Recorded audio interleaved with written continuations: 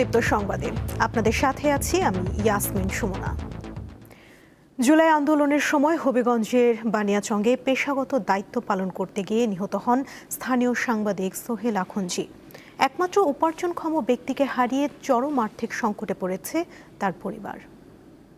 5 August 2024 বিকেল 3টা সাবেক প্রধানমন্ত্রী শেখ হাসিনা দেশ ত্যাগের পর হবিগঞ্জের বানিয়াচংয়ে আনন্দ মিছিল বের করে ছাত্র জনতা। ঠিক তখনই পুলিশ বাধা দিলে শুরু হয় সংঘর্ষ। এতে পেশাগত দায়িত্ব পালন করতে গিয়ে নিহত হন স্থানীয় সাংবাদিক সোহেল আখুনজি। এরপর থেকেই তার পরিবারে নেমে আসে চরম বিপর্যয়। একমাত্র উপার্জনক্ষম ব্যক্তি সোহেল আখুনজিকে হারিয়ে দিশেহারা তার পরিবার। স্নাতক করেও মিলছে না বিধবা স্ত্রীর চাকরি। সংসার চালাতে গিয়ে হিমশিমে পড়েছেন তিনি। সন্তানদের পড়াশোনা এবং ভবিষ্যৎ গড়তে সরকারি চাকরির দাবি জানান তিনি। চাই সরকার যাতে আমাকে একটা চাকরি দেওয়া হোক। চাকরি পেলে আমি আমার সংসার বা আমার বাচ্চারা নিয়ে ভালোভাবে থাকতে পারবো। পিতাকে হারিয়ে এখনো কেঁদে উঠে 4 বছরের ছোট্ট মেয়ে সোহা। ছবিতে প্রায়ই তাদের পিতাকে খুঁজে বেড়ায় 3 ভাই বোন।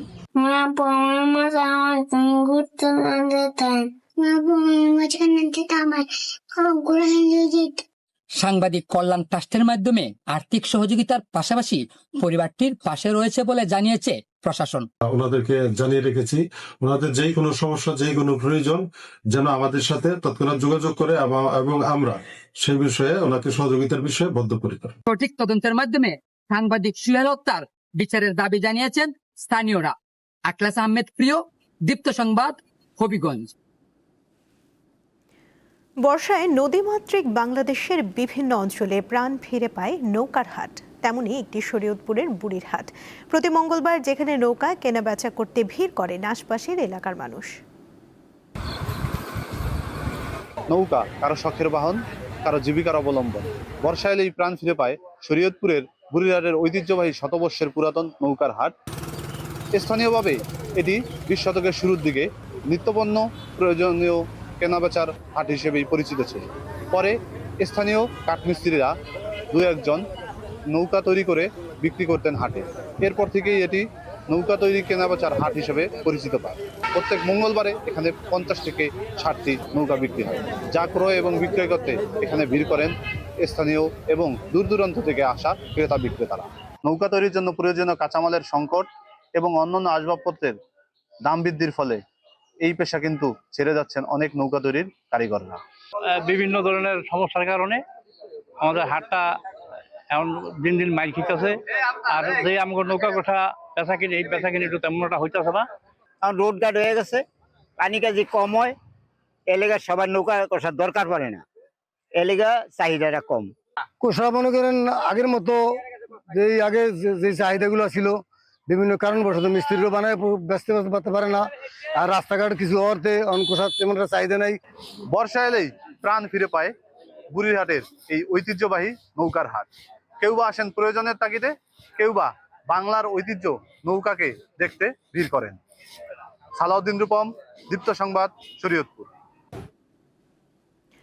চুয়াডাঙ্গার ব্ল্যাক বেঙ্গল ছাগল অত্যন্ত সুস্বাদু ও কম চর্বিযুক্ত মাংস এবং উন্নত মানের চামড়ার কারণে এটি দেশ বিদেশে পরিচিত। ঐতিহ্যবাহী এই ছাগল প্রাণী সম্পদ পণ্য জিআই বা ভৌগোলিক নির্দেশক পণ্যের স্বীকৃতি পেয়েছে। গ্রামীণ অর্থনীতিতে এটি নীরব বিপ্লব ঘটাচ্ছে। চুয়াডাঙ্গার ব্ল্যাক বেঙ্গল গট অর্থাৎ কালো জাতের ছাগল সারা পৃথিবীতেই বিখ্যাত। ব্ল্যাক বেঙ্গল জাতের যে ছাগল, সেই ছাগলকে আসলে সব থেকে বিখ্যাত এবং সেরা জাতের ছাগল হিসাবে আসলে মূল্যায়ন করা হয়। চুয়াডাঙ্গাতে বলতে গেলে প্রায় 70% মানুষই এই ব্ল্যাক বেঙ্গল গট অর্থাৎ কালো জাতের ছাগল পালন করে থাকে। এর পালন প্রক্রিয়া খুব সহজ হওয়াতেই মূলত আসলে এই প্রতিটি ঘরে ঘরেই এই ছাগল পালন হয়ে থাকে।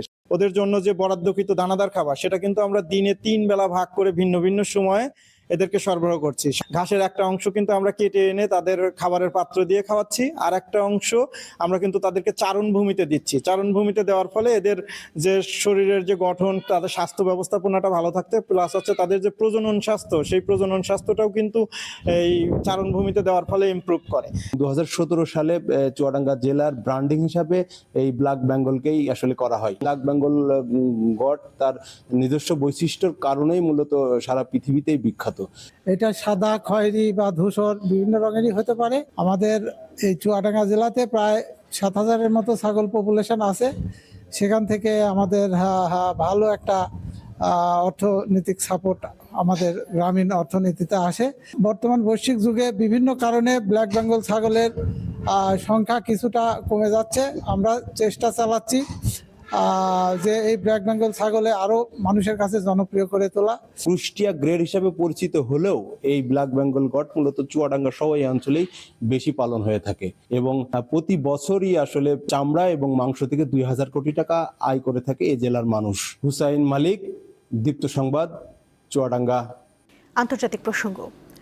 দ্রুত একটি চুক্তির শর্তে ইরানের উপর হামলা থেকে বিরত থাকার সিদ্ধান্ত নিয়েছেন যুক্তরাষ্ট্রের প্রেসিডেন্ট ডোনাল্ড ট্রাম্প। স্থানীয় সময় শনিবার নিজের সামাজিক যোগাযোগ মাধ্যম ট্রুথ সোশ্যালে দেয়া এক পোস্টে এ তথ্য জানান ট্রাম্প। এতে তিনি বলেন, যুক্তরাষ্ট্র ইরানের বিরুদ্ধে দ্বিতীয় বিশ্বযুদ্ধের পর নজিরবিহীন মাত্রার সামরিক শক্তি প্রয়োগের জন্য প্রস্তুত ছিল, কিন্তু পশ্চিম এশিয়ার কয়েকটি দেশের অনুরোধে হামলা স্থগিত করা হয়েছে। ইরান অবশ্য হুঁশিয়ারি দিয়ে বলেছে, হামলা হলে শুধু এর জবাবই দেয়া হবে না, পুরো অঞ্চলকে প্রস্তর যুগে ফিরিয়ে নেওয়া হবে। ইরানের বিরুদ্ধে হামলায় পশ্চিম এশিয়ার কোনো দেশ অংশ নিলে তাদেরও লক্ষ্যবস্তু করা হবে বলে সতর্ক বার্তা দিয়েছে তেহরান।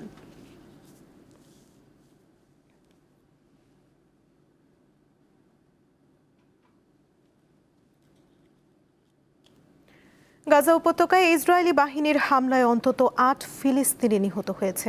ধ্বংস করে দেয়া হয়েছে একটি ঔষধের গুদাম। হামাসের নিরস্ত্রীকরণ ও ইসরায়েলের সেনা প্রত্যাহারের বিষয়ে যুক্তরাষ্ট্রের পরিকল্পনা ঘোষণার 2 দিন পর গাজায় বাড়িঘরে এই হামলা চালিয়েছে ইসরায়েল। ফিলিস্তিনি বেসামরিক প্রতিরক্ষা বিভাগ জানিয়েছে, রোববার গাজা জুড়ে চালানো ইসরায়েলি বিমান হামলায় দেইর আল বালা, খান ইউনিস এবং গাজার পুরাতন শহরে এই হতাহতের ঘটনা ঘটে। শনিবার রাতে চালানো পৃথক হামলায় দেইর আল বালাহের আল আকসা শহীদ হাসপাতালের পাশে থাকা একটি ওষুধের গুদাম ধ্বংস হয়ে গেছে। এতে এই অঞ্চলের মানুষের জন্য জীবন রক্ষাকারী ওষুধ ছিল বলে জানিয়েছেন স্বাস্থ্য কর্মকর্তারা।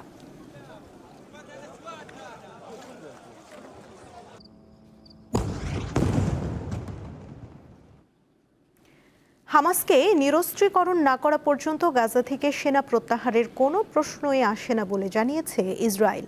আর ইসরায়েলি সেনা প্রত্যাহার নিশ্চিতের ওপর নিরস্ত্রীকরণ নির্ভর করবে বলে সাফ জানিয়ে দিয়েছে হামাস। এতে করে গাজা নিয়ে ট্রাম্পের বোর্ড অফ পিসের পরিকল্পনা বাস্তবায়ন অনিশ্চিত হয়ে পড়েছে। শঙ্কার মধ্যেই সামনে এসেছে হামাসের অস্ত্র সমর্পণ থেকে শুরু করে ইসরায়েলি বাহিনীর সেনা প্রত্যাহার, নতুন ফিলিস্তিনি প্রশাসন ও গাজা পুনর্গঠনের রূপরেখা। গাজাবাসীর স্থায়ী শান্তি নিশ্চিতে ইসরায়েলের সেনা প্রত্যাহারের বিনিময়ে নিজেদের অস্ত্র আত্মসমর্পণে রাজি হয়েছে ফিলিস্তিনের স্বাধীনতাকামী সংগঠন হামাস। মার্কিন প্রেসিডেন্ট ডোনাল্ড ট্রাম্পের বোর্ড অব পিসের আওতায় ইতিমধ্যে এ বিষয়ে সমঝোতা হলেও তা বাস্তবায়ন নিয়ে দেখা দিয়েছে শঙ্কা। যুক্তরাষ্ট্রের প্রেসিডেন্ট এটিকে ঐতিহাসিক সমঝোতা আখ্যা দিলেও তা অগ্রহণযোগ্য বলে প্রত্যাখ্যান করেছেন ইসরায়েলের জাতীয় নিরাপত্তা মন্ত্রী ইতামার বেন গাভির। এতে করে একদিকে ওয়াশিংটনের চাপ, অন্যদিকে নিজ সরকারের কট্টরপন্থীদের বিরোধিতার চরম রাজনৈতিক সংকটের কবলে প্রধানমন্ত্রী বেনিয়ামিন নেতানিয়াহু। অন্যদিকে গাজা থেকে ইসরায়েলি সেনা প্রত্যাহার নিশ্চিতের উপর নিরস্ত্রীকরণ নির্ভর করবে বলে সাফ জানিয়ে দিয়েছে হামাস। এসব জটিলতা কাটিয়ে উঠে শেষ পর্যন্ত হামাসের অস্ত্র আত্মসমর্পণ শুরু হলেও তা কবে গিয়ে শেষ হবে এবং হামাস কার কাছে বা অস্ত্র আত্মসমর্পণ করবে তাই এখন দেখার বিষয়। বোর্ড অব পিসের তথ্য বলছে, নতুন ফিলিস্তিনি প্রশাসনের কাছে অস্ত্র আত্মসমর্পণ করবে হামাস। এমনকি ধাপে ধাপে চলবে ইসরায়েলি সেনা প্রত্যাহার এবং গাজায় থাকা ইসরায়েলি সমর্থিত মিলিশিয়া ও বিভিন্ন সশস্ত্র গোষ্ঠীও তাদের অস্ত্র জমা দেবে। এই প্রক্রিয়া শেষ হতে 200 থেকে 350 দিন পর্যন্ত সময় লাগতে পারে বলে জানিয়েছে বোর্ড অব পিস। সব জটিলতা কাটিয়ে উঠে শেষ পর্যন্ত যদি হামাসের নিরস্ত্রীকরণ এবং ইসরায়েলের সেনা প্রত্যাহার নিশ্চিত হয়, তাহলে শেষ পর্যন্ত গাজার শাসনভার কার হাতে যাবে তাই এখন বড় প্রশ্ন। এই ক্ষেত্রে দেখা গেছে গাজা উপত্যকা পরিচালনায় national community for the administration of Gaza বা এনসিএজি নামে বেসামরিক প্রশাসন গঠন করা হবে। হামাসকে অকার্যকর করার মধ্য দিয়ে নতুন প্রশাসন গাজার নিরাপত্তা কিভাবে নিশ্চিত করবে তা নিয়েও জনমনে প্রশ্ন দেখা দিয়েছে। বোর্ড অফ পিসের রূপরেখা অনুযায়ী নতুন প্রশাসন প্রয়োজন অনুযায়ী নতুন কর্মী নিয়োগ দেবে আর নিরাপত্তা নিশ্চিতে কাজ করবে বিভিন্ন দেশের সদস্য নিয়ে গঠিত ইন্টারন্যাশনাল স্টেবিলাইজেশন ফোর্স বা ISF। এছাড়া গাজার নতুন পুলিশ সদস্যদের প্রশিক্ষণেও কাজ করবে বহুজাতিক এই বাহিনীটি। আর ইসরায়েলে আগ্রাসনে ধ্বংসস্তূপে পরিণত হওয়া গাজা উপত্যকা পুনর্গঠন পরিকল্পনাও রয়েছে বোর্ড অফ পিসের রূপরেখায়। এখানেই শেষ না, হামাস সহ গাজার বিভিন্ন সশস্ত্র গোষ্ঠী তাদের অস্ত্র আত্মসমর্পণের পরও নতুন করে সংঘাত সহিংসতা মাথাচাড়া দিয়ে ওঠার ঝুঁকিও বিবেচনায় রাখা হয়েছে। তাই তারা যেন নতুন করে সংঘাতে লিপ্ত হতে না পারে এর জন্য একটি সোশ্যাল পিস এগ্রিমেন্টে সই করতে হবে। তৌহিদুর রহমান, দীপ্ত, বার্তাকক্ষ। তীব্র বিরোধিতার মুখে বিশ্বকাপ স্বত্ব বিক্রির পরিকল্পনা থেকে পিছু হটলেন ফিফা সভাপতি জিয়ান্নি ইনফান্তিনো। তবে থেমে নেই বিশ্বকাপকে আরও বড় পরিসরে নিয়ে যাওয়ার পরিকল্পনা। 2030 বিশ্ব আসরে অংশগ্রহণকারী দলের সংখ্যা বাড়িয়ে 64 করার ছক কষছে ফিফা। প্রবল আপত্তি রয়েছে এখানেও। 2030 বিশ্বকাপ অনুষ্ঠিত হবে 3 মহাদেশে 6টি দেশে। উদ্বোধনী পর্যায়ে উরুগুয়ে, আর্জেন্টিনা ও প্যারাগুয়েতে একটি করে ম্যাচ হবে। বাকি ম্যাচগুলো হবে স্পেন, পর্তুগাল ও মরক্কোতে। তবে 64 দলে ফরম্যাট চালু হলে দক্ষিণ আমেরিকা 3 পূর্ণাঙ্গ গ্রুপ পর্ব আয়োজনের দাবিও তুলতে পারে। তবে 64 দল নিয়ে বিশ্বকাপ আয়োজনের প্রস্তাবের বিরোধিতাও রয়েছে। উয়েফা সভাপতি এরই মধ্যে এটিকে খারাপ ধারণা বলে মন্তব্য করেছেন। তার মতে এতে বিশ্বকাপের মান ক্ষতিগ্রস্ত হবে এবং বাছাই পর্বে গুরুত্ব কমে যাবে। একই অবস্থান নিয়েছেন উত্তর ও মধ্য আমেরিকার ফুটবল নিয়ন্ত্রক সংস্থা কনকাকাফের সভাপতি। তবে দক্ষিণ আমেরিকার ফুটবল সংস্থা কনমেবল আগেই 64 দলে বিশ্বকাপ আয়োজনের পক্ষে মত দিয়েছে। বিশ্বকাপের পরিধি বাড়ানোর পরিকল্পনা নিয়ে আনুষ্ঠানিকভাবে কাজ শুরু করেছে ফিফা। এ লক্ষ্যে একটি স্বাধীন সংস্থাকে দিয়ে বিস্তারিত গবেষণা করানো হবে। গবেষণায় সম্ভাব্য টুর্নামেন্ট আয়, সম্প্রচার সত্ত্ব, স্পন্সরশিপ, সদস্য ফেডারেশন, মহাদেশীয় কনফেডারেশন, লিগ, ক্লাব এবং বৈশ্বিক ফুটবল কাঠামোর উপর এর প্রভাব বিশ্লেষণ উঠে আসবে। পরিকল্পনা অনুযায়ী 7 আগস্টের মধ্যে আগ্রহী প্রতিষ্ঠানগুলোর কাছ থেকে প্রস্তাব নেওয়া হবে। 14 আগস্ট চূড়ান্ত প্রতিষ্ঠান নির্বাচন করে 11 সেপ্টেম্বরের মধ্যে বিশ্লেষণী প্রতিবেদন হাতে পেতে চায় ফিফা। 64 দলে বিশ্বকাপ অনুমোদন পেলেও টুর্নামেন্টের অবকাঠামোতেও বড় পরিবর্তন আসতে পারে। সেক্ষেত্রে 2030 বিশ্বকাপের প্রধান আয়োজক স্পেন ও পর্তুগালের মতো স্বাগতিক দেশগুলোকেও বাছাই পর্ব খেলতে হতে পারে। মোহাম্মদ হাসিব, দীপ্ত স্পোর্টস।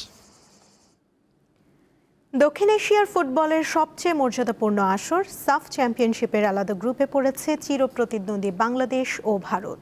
ড্র অনুযায়ী গ্রুপ এতে বাংলাদেশের প্রতিপক্ষ শ্রীলঙ্কা ও ভুটান। অন্যদিকে টুর্নামেন্টের অন্যতম ফেভারিট দল ভারত লড়বে বি গ্রুপে। তাদের প্রতিপক্ষ পাকিস্তান ও মালদ্বীপ। গতকাল ভুটানের রাজধানী থিম্পুতে এক সংক্ষিপ্ত আনুষ্ঠানিকতার মাধ্যমে আসন্ন সাফ চ্যাম্পিয়নশিপের ড্র অনুষ্ঠিত হয়। আয়োজক দেশ হিসেবে বাংলাদেশকে ড্রয়ের একটি পটে রাখা হয়। অপরদিকে দক্ষিণ এশীয় অঞ্চলের ফিফা র্যাঙ্কিংয়ে শীর্ষে থাকার সুবাদে ভারত জায়গা পায় অন্য পটে। 4 নভেম্বর ঢাকায় পর্দা উঠবে সাফের 15তম আসরের। 17 নভেম্বর হবে টুর্নামেন্টের final. Since there were only 2, you may kindly join your seat. This footballing tradition and a squad rich in talent and remain at a summit of South Asian football. Can we please request you to make the pick from group pot as A1. Our host Bangladesh kindly request you to draw from country pot 2. So we have Bhutan in A taking নবম জাতীয় খো-খো চ্যাম্পিয়নশিপের পুরুষ ও নারী দুই বিভাগেই champion হয়েছে বাংলাদেশ আনসার দল। শনিবার পল্টন ময়দানে অনুষ্ঠিত পুরুষ বিভাগের ফাইনালে আনসার 27-18 পয়েন্টে পুলিশকে হারিয়ে শিরোপা জিতে নেয়। অন্যদিকে নারী বিভাগের ফাইনালে বাংলাদেশ আনসার দল 6-5 পয়েন্টে নীলফামারীকে হারিয়ে চ্যাম্পিয়ন হয়। খেলা শেষে খো-খো ফেডারেশনের সভাপতি AHM জিয়াউল হকের উপস্থিতিতে বিজয়ীদের হাতে ট্রফি ও প্রাইজ মানি তুলে দেওয়া হয়। এবারের জাতীয় চ্যাম্পিয়নশিপে দেশের 34টি জেলা ও 2টি বাহিনীর দল অংশ নেয়।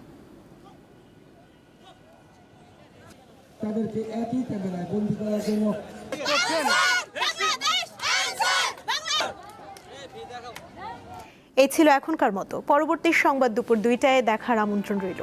এছাড়া আরও তথ্য পেতে যুক্ত থাকুন দীপ্ত ডিজিটাল প্ল্যাটফর্মের সাথে। ধন্যবাদ সবাইকে।